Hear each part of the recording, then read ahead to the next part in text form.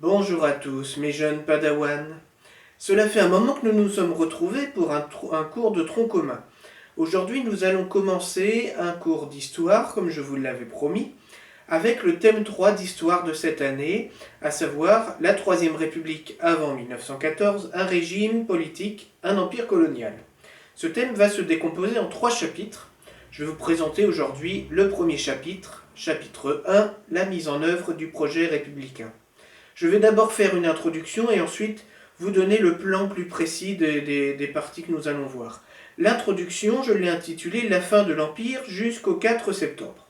Je vous redonne le contexte, même si vous l'avez un petit peu lu dans le générique du film qui a commencé.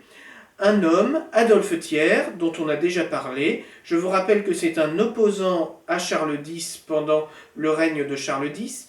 Il a quitté Paris lors des Trois Glorieuses, pendant la Révolution que nous avons étudiée déjà, et ensuite il est revenu pour devenir ministre puis président du Conseil sous Louis-Philippe.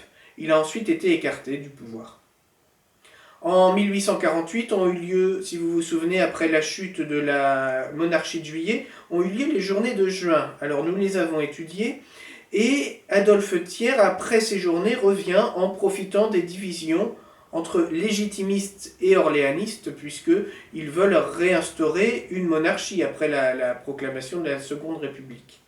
Il ne parvient pas à ce moment-là à s'imposer dans la Nouvelle République face au candidat qui va finalement être élu président, Louis-Napoléon Bonaparte. Il va ensuite passer son temps à s'opposer à l'Empire et il s'oppose en 1870 à la déclaration de guerre contre la Prusse. Voilà pour ce qui était d'un personnage central de l'histoire que nous allons aborder, Adolphe Thiers. Maintenant, je vais vous parler de la situation sociale plus générale de Paris pour comprendre le contexte social et comprendre les réactions des populations. Par exemple, en 1862, le baron Haussmann, qui était préfet de Paris, je vous le rappelle, donc en charge de la gestion de Paris, il n'y avait pas de maire de Paris à l'époque, le baron Haussmann fait un rapport au gouvernement sur la population de Paris. Et je cite le rapport, il nous dit que, enfin il dit à Napoléon III, sur 1 700 000 habitants, plus d'1 million sont dans la pauvreté voisine de l'indigence. L'indigence, c'est vraiment ne rien avoir pour vivre. Donc ça donne déjà une idée de la situation sociale de Paris.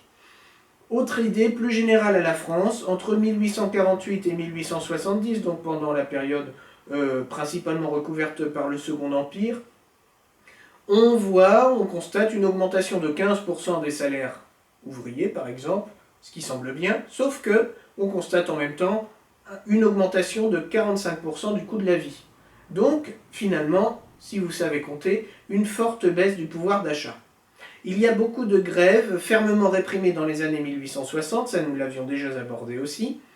Et je vous rappelle qu'il y a aussi le travail des femmes et des enfants qui sont beaucoup moins payés que les hommes, même à rendement égal. Parce que par exemple, vous savez, la force de travail physique d'une femme ou d'un enfant est moindre que celle d'un homme dans la force de l'âge. Mais avec la mécanisation, parfois on a besoin simplement de petites mains pour faire fonctionner une machine. Donc la force d'un homme, d'une femme ou d'un enfant est la même dans ce cas-là.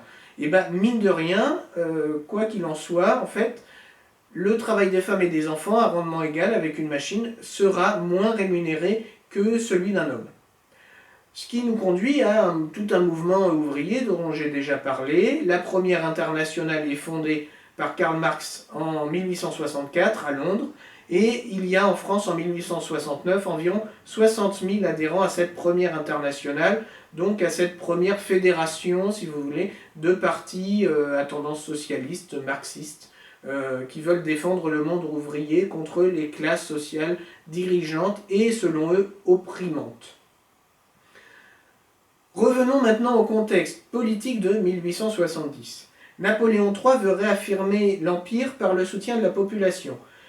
Pour cela, il va faire un plébiscite, vous savez que c'était la mode des plébiscites sous Napoléon III, le 5 mai 1870, et le plébiscite a pour intitulé « Le peuple approuve les réformes libérales opérées dans la Constitution depuis 1860 par l'empereur, avec le concours des grands corps de l'État, et ratifie le Senatus Consulte du 20 avril 1870. » Résultat de ce plébiscite, qui a en fait pour but final de montrer le soutien de la population à ce que fait l'empereur, 82% de oui en France, mais une majorité de non à Paris. La ville est donc opposée au régime. Et vous vous doutez bien que Adolphe Thiers, Jules Ferry, Léon Gambetta se sont opposés à ce plébiscite, enfin ont voté contre. Napoléon III va donc déclarer une guerre, alors pour les raisons que j'ai évoquées dans le chapitre précédent, mais aussi dans un objectif de victoire pour renforcer le régime. C'est une guerre contre la Prusse que l'on pense être remportée rapidement, car l'armée française semble plus puissante. Finalement, vous le savez, je l'ai déjà dit, on a le désastre de Sedan le 2 septembre. Le 4 septembre, nous l'avons déjà vu aussi, a lieu la proclamation de la République à Paris par des députés modérés. Cette proclamation elle a lieu à l'Hôtel de Ville.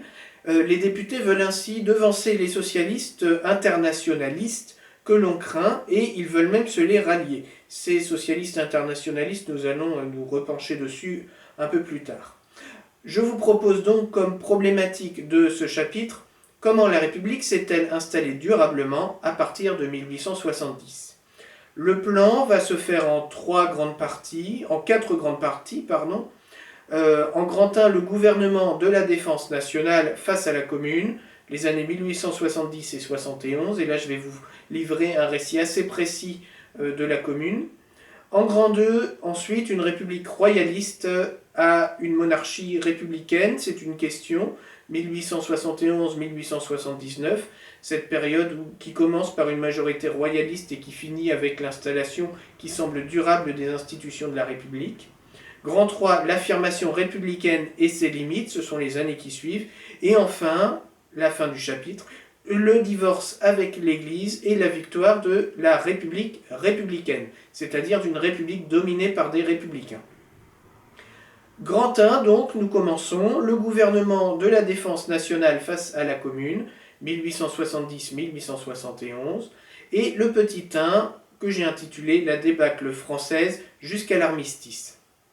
Alors, ce gouvernement de la défense nationale, c'est comme ça qu'il s'intitule, puisqu'il s'agit de défendre la France qui n'est pas encore sortie de la guerre. On peut aussi le surnommer le gouvernement des Jules. Pourquoi ? Parce que la plupart des hommes forts de ce gouvernement s'appellent Jules. On a le général Trochu, Jules Trochu, le président du gouvernement, Jules Simon, de son véritable nom de famille, Jules Suisse, Jules Ferry, qui est secrétaire du gouvernement, Jules Favre également, le ministre des Affaires étrangères. Et ces Jules vont combattre l'extrême gauche quand ils s'installent. Ils sont républicains, mais pas extrémistes.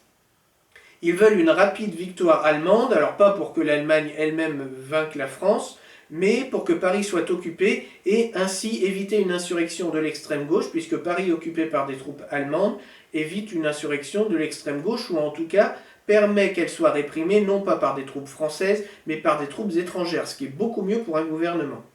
La République est donc finalement sans contenu.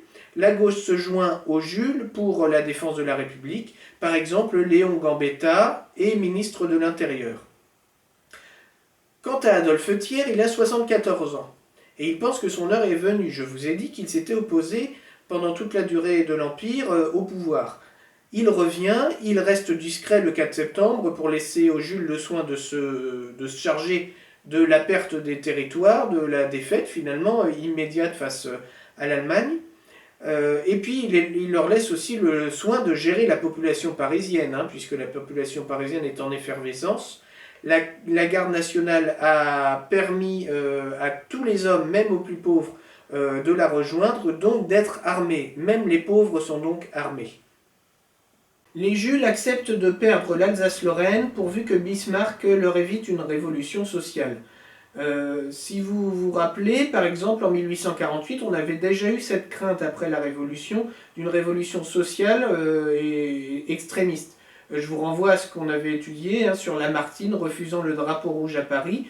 Si vous vous souvenez, je vous avais lu de manière magistrale le discours de Lamartine et nous avions étudié un tableau montrant Lamartine refusant le drapeau rouge à Paris. On a la même crainte en 1870 avec la proclamation de la République que finalement des institutions stable, modéré, voire quand même plutôt notable, soit renversé par une révolution sociale qui rebattrait complètement les cartes.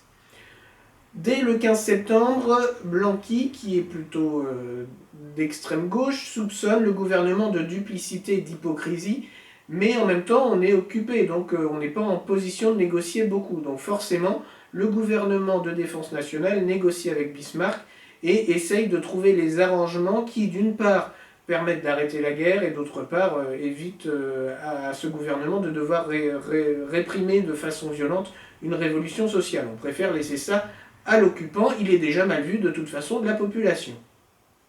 À Paris, qui est alors en état de siège, l'extrême gauche constitue des comités de vigilance et de défense, mais en fait la population y participe très peu, très rapidement ça tombe un peu dans l'oubli dans la population. Cela nous conduit quand même au 7 octobre, et un événement qui est assez connu, puisqu'il semble assez comique, même si finalement je ne sais pas s'il l'est. Léon Gambetta, qui a 32 ans, quitte Paris en ballon.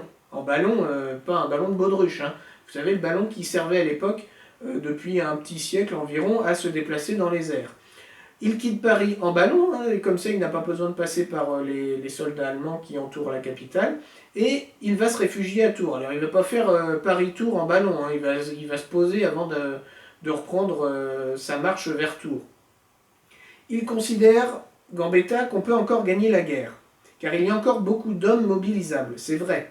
Contre lui, par contre, se constitue une espèce de coalition de modérés, bonapartistes, royalistes, catholiques et francs-maçons, vous voyez, donc une coalition qui regroupe tout le monde. Cette coalition craint une révolution d'extrême gauche, ce sont les notables, donc elle va essayer d'empêcher Gambetta d'agir, on va essayer en fait d'empêcher que la guerre dure pour éviter par là même que la population puisse se révolter à Paris. Gambetta forme tout de même une armée de 125 000 hommes à Tours pour reprendre Paris. Entre Tours et Paris, il n'y a que 40 000 soldats bavarois, allemands, sur la route. Ça semble donc assez simple de pouvoir reprendre Paris sur le moment. L'armée subit plusieurs défaites et obtient quelques victoires, mais il est difficile de se déplacer. Le chemin de fer qu'on veut utiliser pour aller d'un endroit à un autre plus rapidement passe par des places tenues par les Allemands. Donc évidemment, on ne va pas faire un arrêt ni un passage dans une ville tenue par les ennemis. Cette armée, qu'on appelle l'armée de la Loire, se bat encore en décembre, mais en fait elle ne cesse de reculer, et elle va être dissoute, mais assez tard, puisqu'elle ne va être dissoute que le 14 mars 1871. Le général Bazaine, quant à lui, qui est le commandant de l'armée du Rhin, se dirige vers Paris, au départ, semble-t-il, pour soutenir la capitale, pour défendre la capitale, et en fait, dès le 28 octobre, il se rend. Il livre donc 170 000 hommes, plus les fortifications de Paris, aux Allemands. Alors, évidemment, c'est une défaite pour la population, on ne peut pas dire que les gouvernants soient très satisfaits de cela, mais d'autre part, ça permet quand même de cerner les révolutionnaires parisiens. Les Jules triomphent donc de la révolution parisienne et installent un gouvernement modéré. Le 31 octobre, Adolphe Thiers arrive à Paris. Il veut l'armistice pour que les combats cessent tout simplement, pour arrêter les dégâts. Paris s'insurge. Il est mal reçu par la population, car celle-ci, la population de Paris particulièrement, est furieuse de l'abandon de Metz et des 170 000 soldats livrés par le général Bazaine. Il est reçu ensuite, dès le début du mois de novembre, à Versailles, Adolphe Thiers, par le chancelier Bismarck. Le 3 novembre, la politique du gouvernement est approuvée par plébiscite. Le gouvernement veut se renforcer en quelque sorte en faisant appel au soutien populaire, comme en avait pris l'habitude Napoléon III, si vous vous souvenez. Donc un plébiscite est présenté à Paris. La population de Paris maintient-elle, oui ou non, les pouvoirs du gouvernement de la défense nationale? Il y a une très nette victoire du oui à la suite de ce plébiscite. Donc le gouvernement se sent légitimé par rapport à la population parisienne. 2 jours plus tard ont lieu des élections municipales à Paris. 13 maires sur 20 qui étaient déjà en poste sont reconduits, dont Clémenceau. 5 nouveaux parmi les maires sont des modérés. Seuls 2 sont membres d'un parti plutôt révolutionnaire, de l'Écluse dans le 19e arrondissement et Ranvier dans le 20e, qui sont des arrondissements plutôt très populaires. En janvier, nous arrivons à 1871. La garde nationale est envoyée pour une sortie désespérée contre les Allemands. Quel est l'intérêt d'envoyer une garde nationale au casse-pipe, si vous voulez? Et bien en fait, ça permet aussi de se débarrasser des éléments les plus extrémistes. On se dit, soit ils vont se décourager, ils vont laisser tomber, donc ils vont rendre leurs armes et ne plus faire partie de la garde nationale, soit plus cyniquement se faire tuer au combat. Je vous rappelle que dans le courant du mois de janvier, le 22, le Reich allemand est proclamé à Versailles, ça nous l'avons déjà vu. Et quelques jours plus tard, le 28, l'armistice est signé par Jules Favre. C'est un soulagement pour les notables qui sont à la tête du gouvernement. La révolution semble être éloignée. Bismarck impose des conditions à l'armistice. Il veut que le traité de paix soit signé par une assemblée. Un armistice, je vous rappelle que ce n'est pas un traité de paix, hein, c'est un arrêt des hostilités. Mais le traité de paix suit l'armistice. Donc Bismarck veut que le futur traité de paix soit signé par une assemblée pour légitimer ce traité de paix. Des élections ont donc lieu le 8 février pour élire une assemblée nationale. Voilà pour cette première vidéo où j'ai fait finalement un rappel de ce que j'avais évoqué rapidement en conclusion du chapitre d'histoire précédent. Dans la prochaine vidéo, nous verrons la deuxième partie de Scrantin, les négociations versaillaises et la résistance parisienne. Que la force soit avec vous.